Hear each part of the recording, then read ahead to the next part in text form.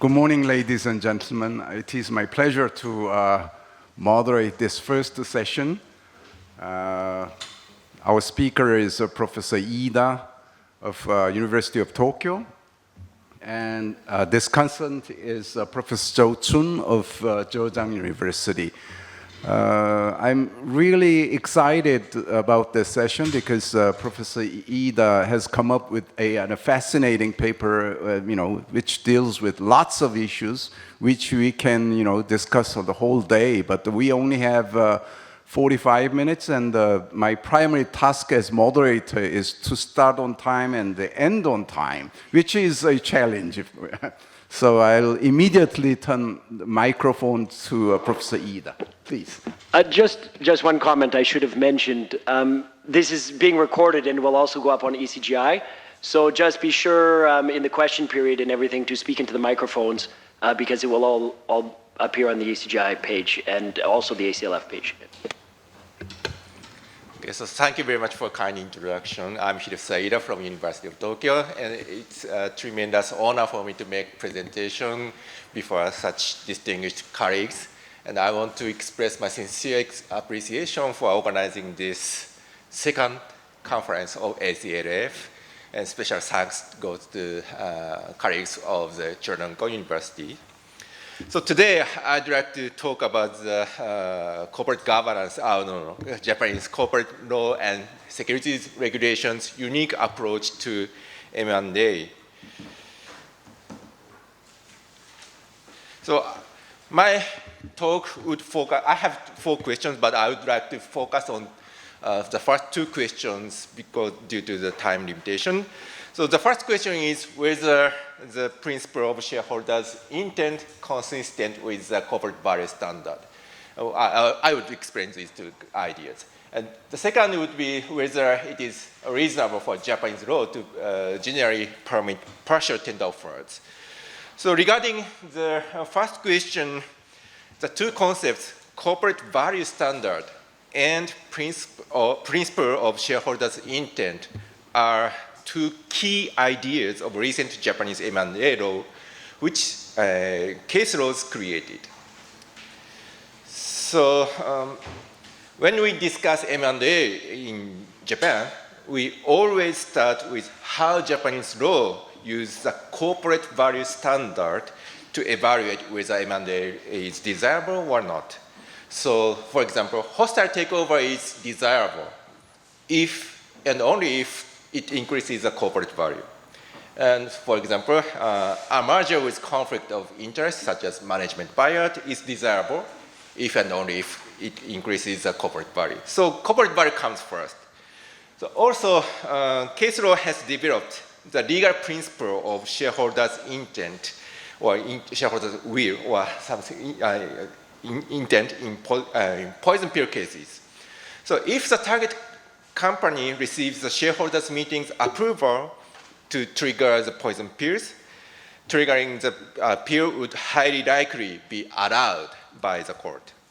However, if the board tried to implement the poison pills without any explicit shareholders' meetings resolutions, the court would enjoin it in an injunction case where not only any and all tender offer cases, but also where the cases like the acquisition has a structure of the, some coercive nature, such as partial tender offer or creeping acquisitions. So this doctrine, so the principle of shareholders' intent, limits the board's discretion, and this is very different from the Unicar and its progeny in Delaware case laws. And furthermore, one of the most interesting questions among lawyers in Japan is whether these 2 principles, principle of shareholders' intent and corporate value standard, is compatible or not. So because shareholders are interested in the offer price, of course, but not the corporate value after they sell the shares, so these 2 concepts may be contradictory. So this is just an introduction of the first question. And the second question is about partial tender offers. The partial tender offers have been often used in practice for various strategic purposes, such as maintaining the target company's listing after a takeover. So there is a graph. The left-hand side of the slide shows that the blue chart shows the partial tender offer, and the red chart shows the any and all offers. So every year we see, say, 10 or 20 cases are partial tender offers. And on the right side, it says Itochu launched a partial tender offer to the Descent Corporation in 2019, and which is the first hostile takeover bid between major Japanese listed companies.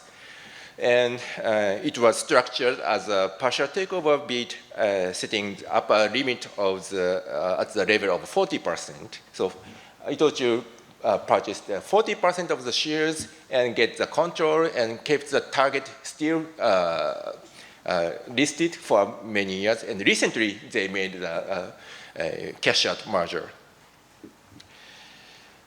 So the securities regulation allows a partial offer if the upper limit is set under 2/3 of outstanding shares, and the tender shares are treated equally and settled on a pro rata basis.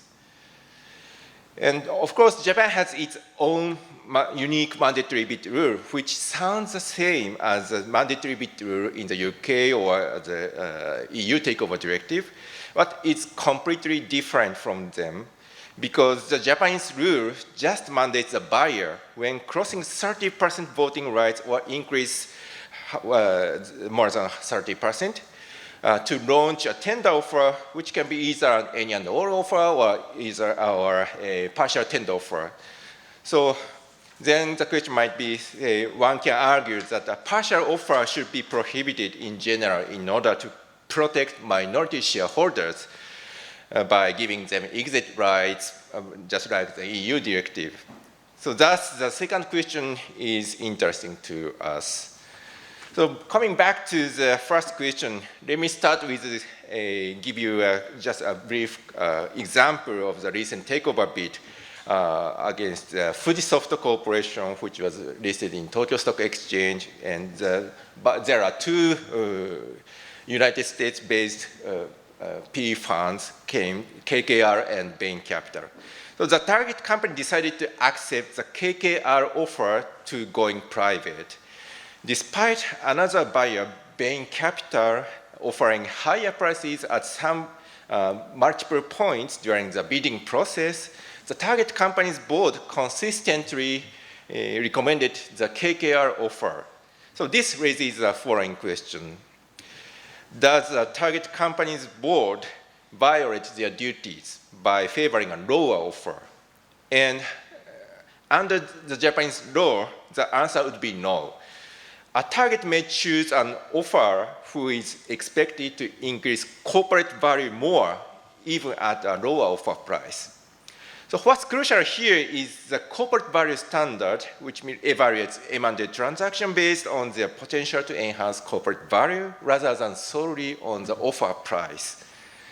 And then the definition of corporate value would be very important. And according to the METI, METI is a Japanese governance agency, which stands for the Ministry of Economy, Trade, and Industry. So according to METI's 2023 takeover guidelines, corporate value is defined as the sum of discounted future cash flow, with the underlines of the slide, and which is very similar to the DCF analysis.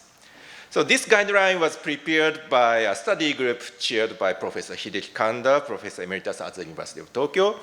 And although this guideline is just a guideline, so there is no legally binding effect, but its contents are so persuasive that many players act based on it, and their influence on actual M&A practice is extremely significant. So this definition of corporate value is important in practice, even in the court or lawyers and for academics. So however, shareholders typically care about the offer price, not post-takeover corporate value. So case laws And METI's guidelines believe in both the corporate value standard on the one hand and the other hand, the principle of shareholders' intent. So shareholders choose a higher offer whether or not it increases the target's corporate value. The board cannot block such an offer approved by shareholders. The board is not able to block the offer which the board thinks decreases corporate values without shareholders' meetings approval. The poison pill is not available. So this creates a potential tension. Shareholders might choose a higher offer regardless of its impact on corporate value.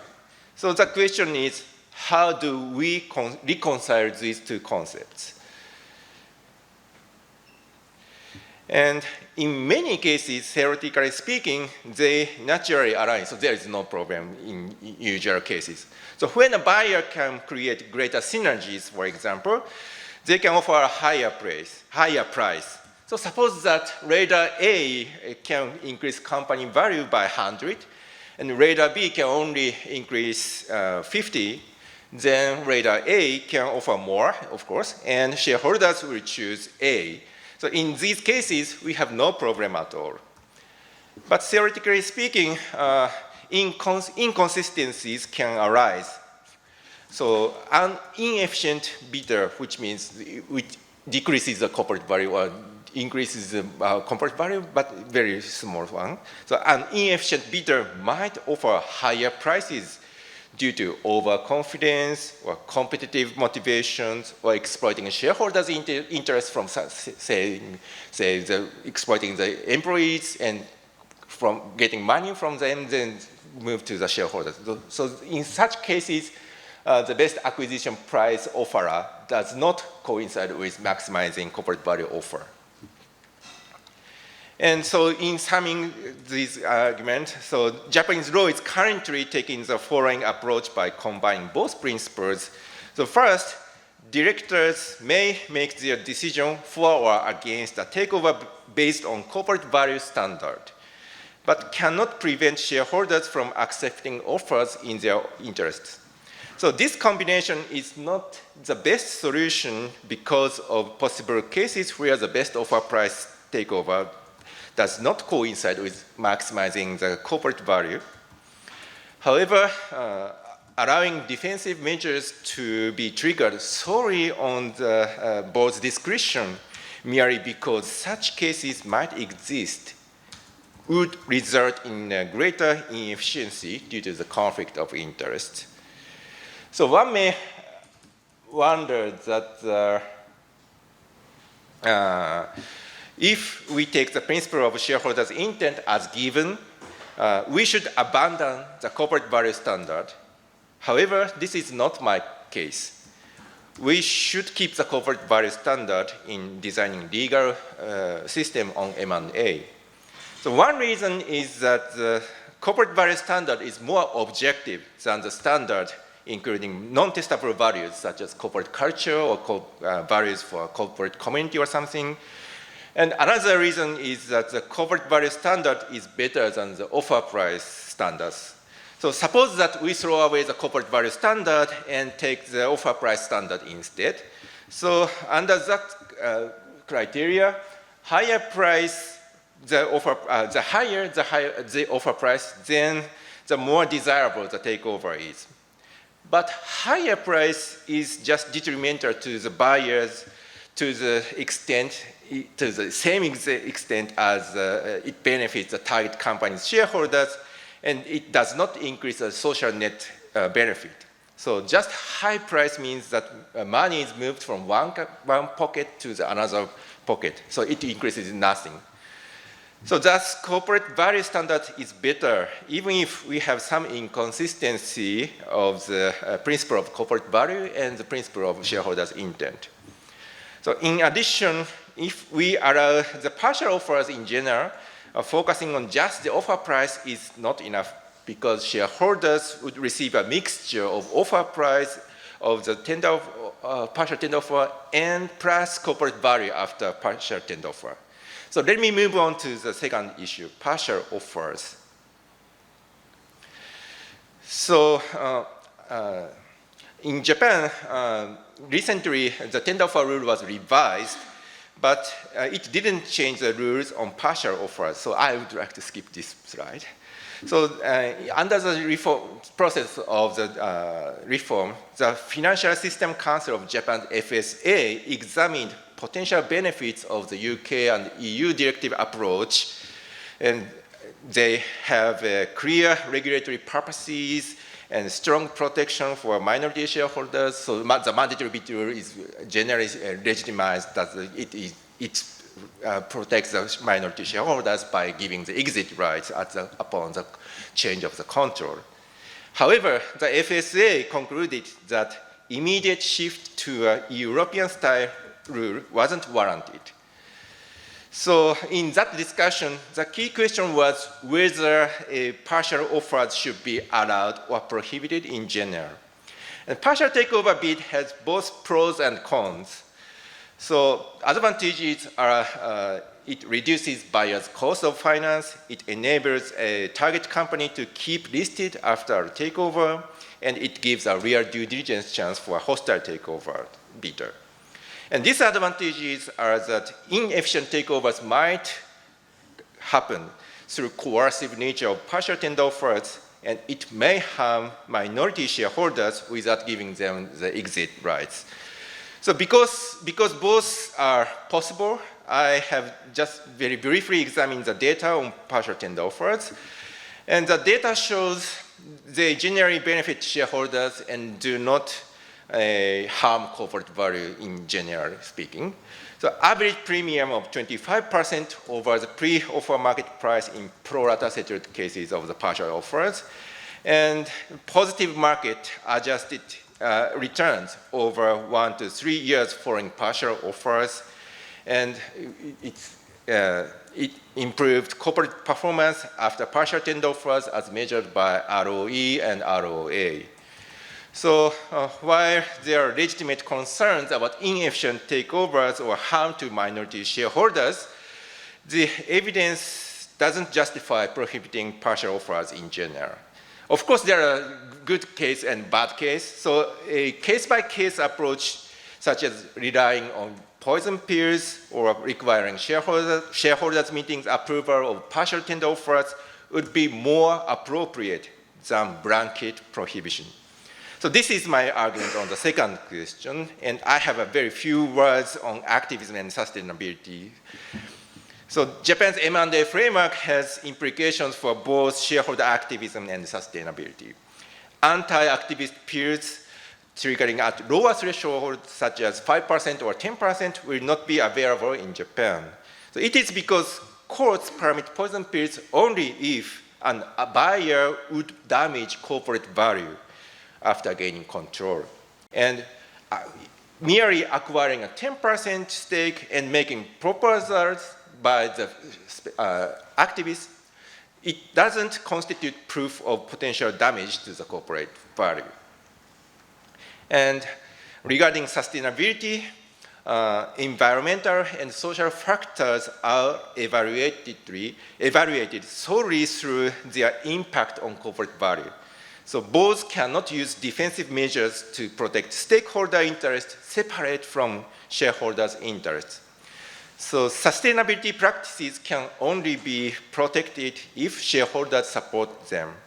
So if we regard such shareholder support as unreliable, direct regulatory approaches like emissions regulations are appropriate solution, because the corporate law and the Japanese M&A law does not motivate the managers to commit the sustainability matters very strongly. So the direct regulation would be much more efficient to improve the ESG matters. So let me conclude.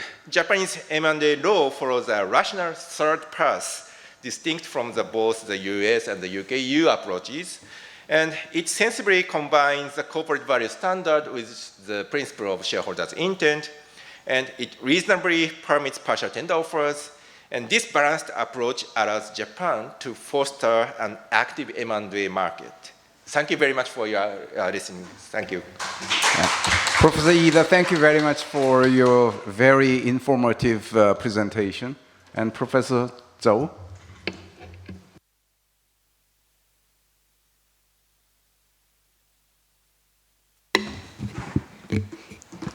Thank you, Professor Kim. Good morning, everyone. I'm delighted to join you at the second Asia Corporate Law Forum after last year's successful event at SMU in Singapore.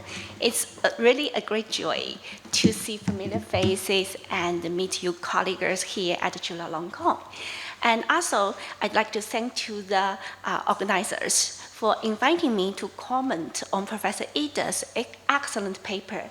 I've had the privilege to read a lot of Professor Ida's precious work. I know Professor Ida is a distinguished expert on Japanese corporate law, particularly in M&A law. So while many of us know the second wave of American discourse on corporate value largely emerged from the 1988 wave of house takeover and the statute and the state anti-takeover statutes. Here, Professor Ida's paper also significantly enhanced our understanding of corporate value via his discussion about Japanese household takeover and defenses. So my commentary has four parts. First, the key takeaways from the paper.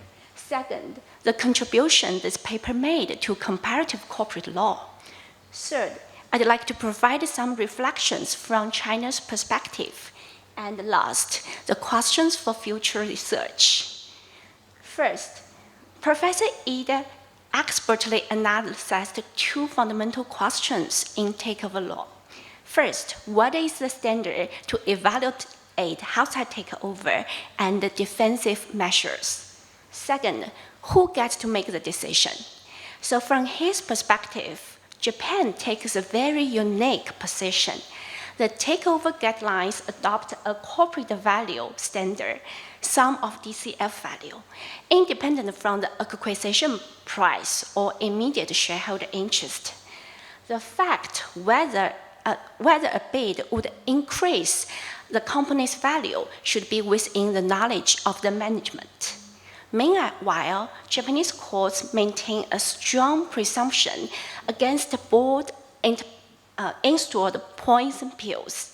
While Professor Ida points out the potential tension between the corporate value standard and the shareholder intent principle, he convincingly argues that in Japan's partial takeover context, this approach is logical and ultimately enhances corporate value. So this is what I think is the most valuable part of this part, how Professor Ida positioned Japan's approach as a genuine third path, distinguished from the UK and the US model. The UK model or the EU model has a non-frustration rule and requires mandatory bidding, ensuring the decisions in household takeovers are made by and only for all shareholders. On the contrast, the Delaware model permits unilateral board defense, but has no mandatory bidding rule. However, the Delaware law has an underlying principle in equaling corporate value to long-term shareholder interest as a whole, treating the insufficient deal price as a major threat to the corporation. So from my perspective, the Delaware approach creates an auction mechanism that will maximize the deal price. That's why the empirical study have shown that the US model offers higher premiums than the UK model. However, it will also give the directors too much power to put their interest on behalf of the companies. Thus, this reflects Delaware's underlying doubt about shareholders' collective decision-making capacity. And it seems to the Delaware courts that there is actually an assumption that the directors are better positioned to protect this intrinsic long-term corporate value. However, Professor Ida's paper shows that in Japan, in partial takeovers, shareholders can be entrusted to defend corporate value. In a typical partial offer, Professor Ida just showed, when the company receives a partial tender offer, and the board installs a poison pill, shareholders who believe that the price is insufficient will approve this poison pill. Because it's a partial offer, shareholders only sell some of their shares, giving them reason to care about this post-acquisition corporate value, unlike in an all-but-nothing bid when tendering shareholders only care about their price. In this way, this paper has pointed out a unique third path beyond this Anglo-American model, as Professor Ida said.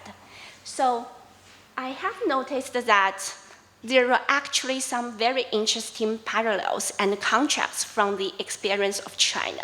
So in China, just like Japan, shareholder primacy is emphasized, and many institutional designers in the house takeover law are quite similar.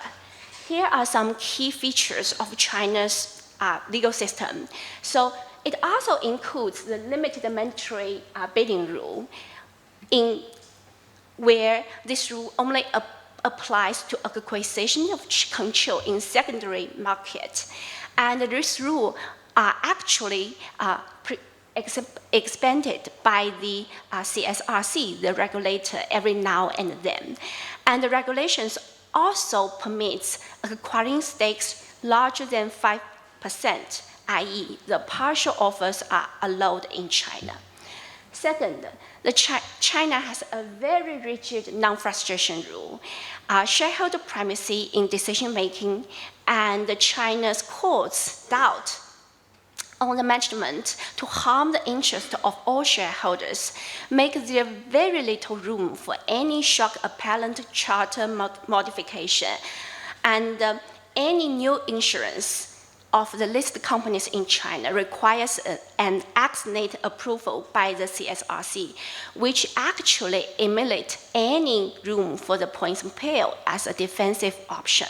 So this seems to be a very hostile takeover-friendly design of institutions in China. However, unlike Japan, which has become the world's second largest market for shareholder activism, China's market for corporate control saw a brief rise of bids 1 decade ago, but is now marked with high-profile failures. The most significant reason, as many of us may know, is the concentrated ownership structure in Chinese listed companies. However, my observation is that hostile takeovers also happen in corporations already with controlling shareholders. So I believe the real reason in China why this hostile takeover rarely succeed is, as my co-authors and I have pointed out in our previous work on shareholder activism in China, which we presented at last year's ACLF, despite the limited legal defensive tools, control transfers in China are very difficult due to these weak corporate law enforcement mechanisms. So in this context, hostile takeovers in China more likely involve transferring private benefits of control between controlling shareholders rather than a complete reconstruction of governance. At last, while I found the paper's analysis very persuasive, I'd like to raise a few of questions for future discussion, especially after the contracts from China's perspective. First is about the methodology. On the empirical study part, the evidence that minority shareholders don't suffer after partial tender offer is very compelling in this paper.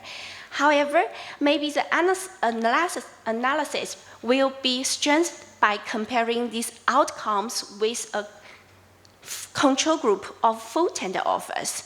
So the question might be, how should we compare the premium shareholders receive in partial tender offer with the premiums they receive on the full tender offer? And we need to be more cautious about the conclusions. Second, for the comparative part, Sorry, there's a typo there on the slide. So the relationship between poison pill and the partial offers in the cases presented in the context of Japan in this paper isn't always very clear, which made the third pass less persuasive. In fact, I'm very curious whether Japan's approach truly consists of a third pass, because this paper does not very clearly demonstrate that the partial offers never occur in Delaware. Therefore, this claim might be evaluated more carefully. Third, for the formation of Japan's approach, which can be potential areas for further investigation. So from my perspective, partial offers only solve the problems of interest of the shareholders. However, it does not solve the problem of the capacity of the shareholders to make the decision.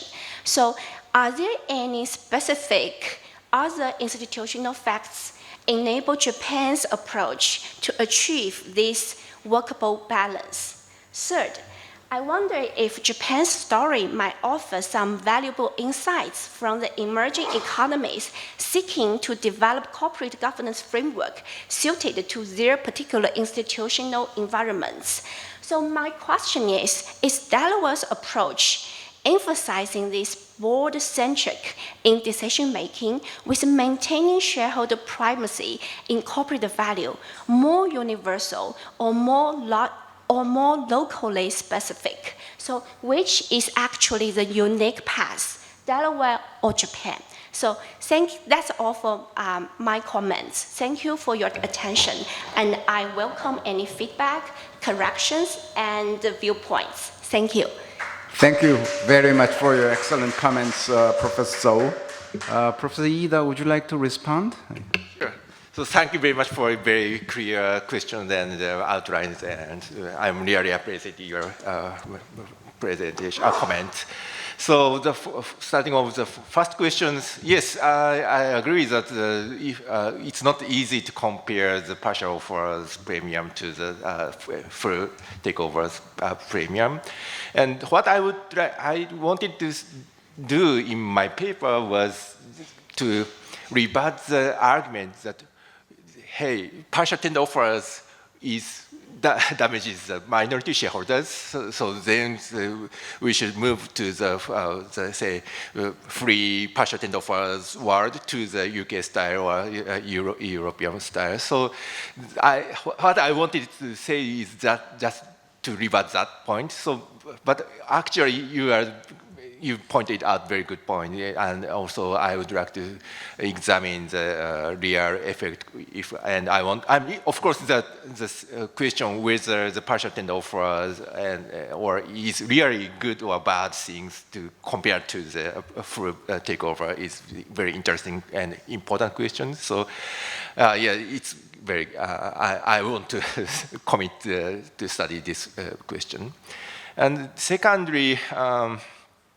Yes. Yes. So I have no idea to say approach the second question. So, but I would want to study more in future. And the last question, yeah.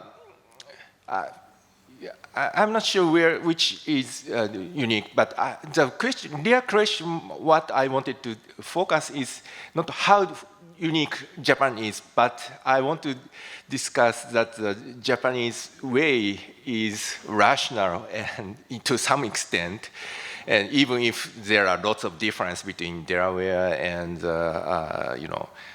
UK or EU takeover directive approaches. Yes, but yeah, and also I have to check that partial tender offers are rare in India. So I've never checked that the statistics in Delaware or United States cases recently. So I would like to add that part in my paper. Thank you very much. Thank you. Okay, let's get some questions from the floor.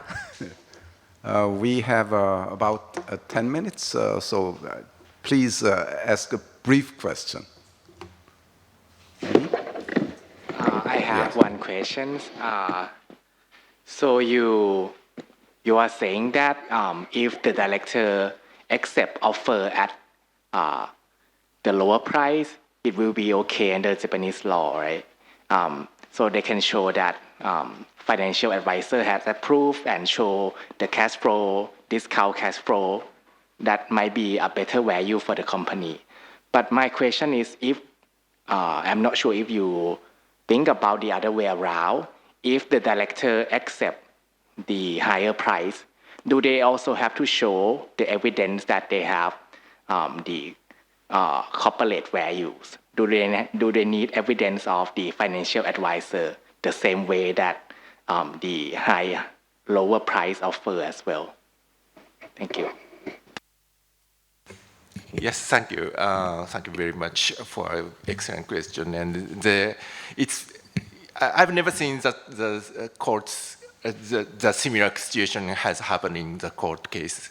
But the answer would be yes. So generally speaking, the target company's board of directors have to examine the offer, whether its offer increases corporate value or not, even if it looks high offer price. So they have to, at first, check that point. The quick answer would be this. Dan? Yeah, thank you very much, Ida Sensei. It's a fascinating paper and topic. I guess I have one question about, on the one hand, I think it's difficult to disagree with you that, of course, it's sort of rational in that it logically makes sense if you have a partial offer and you have corporate value. And in Japan's situation with its poison pill, there is a certain internal logic to it. But how much of this is by design? And what I mean by that is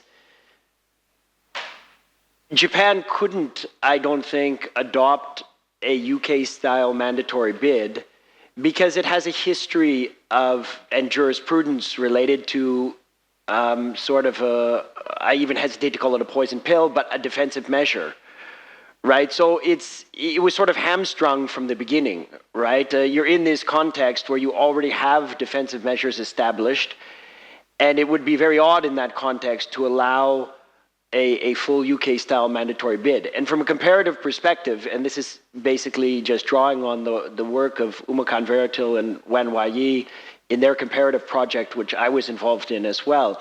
It seems throughout Asia, this UK-style mandatory bid, it only exists in a full sense. I think, if I recall correctly, in Singapore and Hong Kong.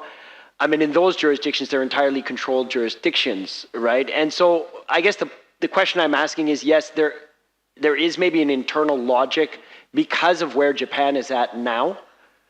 But if Japan could start afresh, do you think that this makes sense? And I think this is what Chan was talking about, which is for developing countries, right? It seems like Japan took half of the idea from the UK in a partial bid and half of the idea from the US in a sort of poison pill.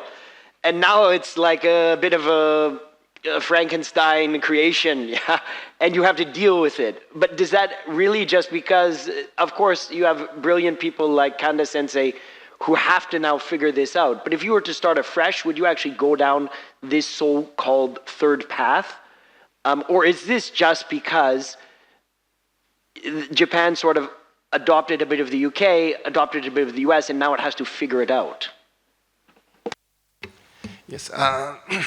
Yes, yeah, I agree that the, Japanese version or Japanese model is not so universal, or it would be varied to other jurisdictions, because Japanese corporate governance or Japanese laws have long history to from the after the World War II, and it started from the import of the United States corporate law, and then the tender offer rules were introduced, referring to the UK. So the typical Japanese lawmaking is the mixture of the UK style and US style.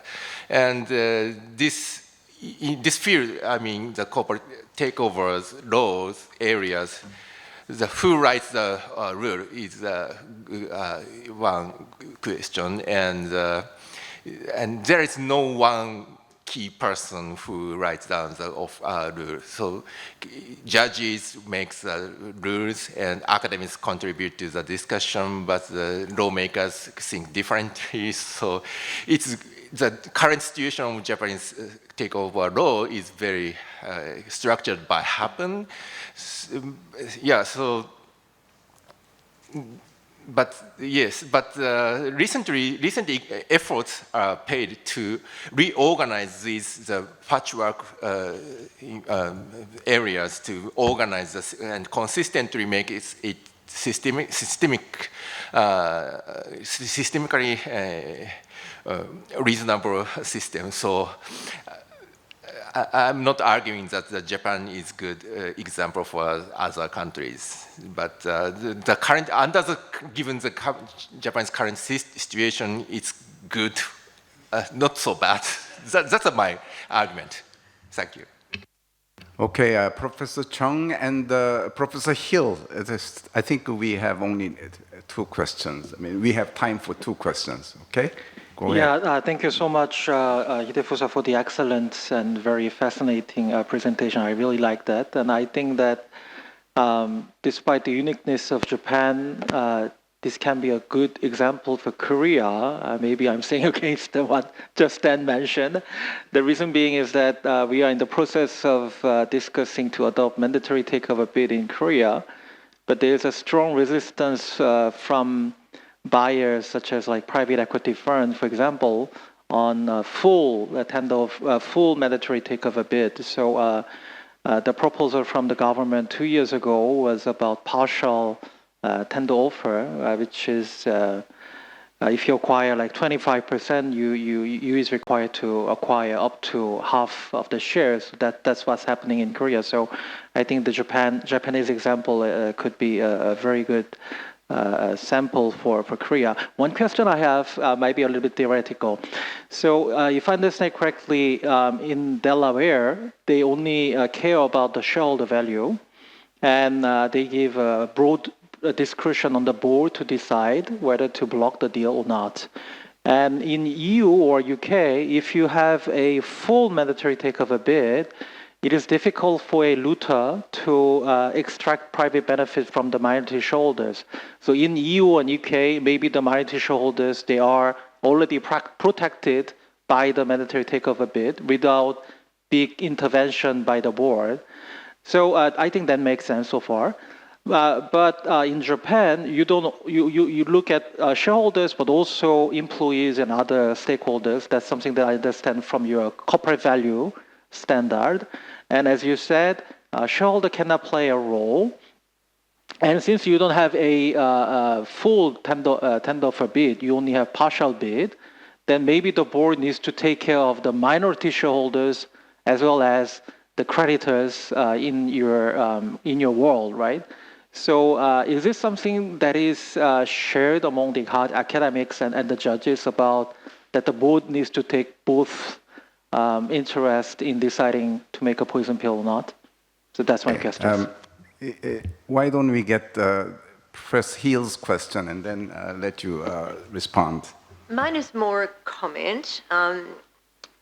So this really ages me, but I remember back in the era of the real takeover era in the US, there was a divide between US scholars in terms of what this all meant for board conduct. And so, for example, you had some, and also what it meant for efficiency of capital markets in this hostile takeover context. So you had scholars like Easterbrook and Fischel saying the board should do nothing, just the takeover should proceed, even if it's not at the highest price possible. Whereas if my recollection's correct, you had scholars such as Ron Gilson saying, oh no, the board should be able to go out and get other offers to put the share price up. So on that approach, efficiency was to get the highest price for shareholders. On the other approach, it was to get the most takeover bids in the market. because the concern of Estabrook and Fischel was if later bidders can come in and ride on the coattails of the research done by the first bidder and get a higher price, then that's going to quell takeovers because people won't bother going to, starting them. Now, this goes to Dan's point about mandatory bid, because in the UK, the mandatory bid rule operates there differently to in Australia, I believe, because you can do the bid to go over the percentage and lock it in with a particular buyer. In Australia, you can't do that. You have to, in order to cross over the threshold, have made the bid to all shareholders, and then you can get other bidders come in. And so, a couple of decades ago, there was a lot of debate in Australia saying we should have the UK version of the mandatory bid rule because there's too much risk for that first bidder that other people will then come in and offer a higher price. So, I mean, it's interesting that even two common law jurisdictions with a mandatory bid rule, they operate differently, and that first bidder is at much greater risk in the Australian version than in the UK version. Okay. Thank you very much for two good, fascinating comments. And I want to just reply to the question very briefly. So the answer would be, say, the board of directors do not need to pay much attention to the interest of employees or other stakeholders in facing the corporate takeover, because the corporate value itself does not include the shareholders' interest. It only includes the shareholders' interest or corporate value itself, and which means some of the future cash flow, discounted cash flows, and which, of course, the employees, good employees would contribute to the corporate value, so we have to take care of that point. But